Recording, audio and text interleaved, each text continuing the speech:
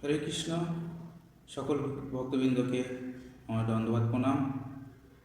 আমি নিত্য সুন্দর দাস সকল ভক্তবৃন্দর চরণে শতকোটি প্রণাম। আমি যদি কোনো অপরাধ করে থাকি সকল ভক্তবৃন্দর চরণে আমি ক্ষমা চেয়ে নিচ্ছি। আগামী দিন নতুন বছর আসছে, আমরা সকলেই ভগবানের নাম কীর্তনে যাতে আরও ভালোভাবে যোগ দিতে পারি, আমরা সকলেই যাতে ভগবানকে আরও ভালোভাবে ডাকতে পারি এবং বেশি বেশি করে নাম জপ করতে পারি, আমরা এই আশা কামনা করি। ভক্তদের চরণে যদি আমার কোনো অপরাধ হয়ে থাকে আমাকে ক্ষমা করে দেবেন এবং ক্ষমা করে নতুন বছরে আমাকে আপনাদের সেবার সুযোগ করে দেবেন।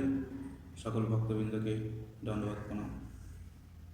জয় রাধা মাধব।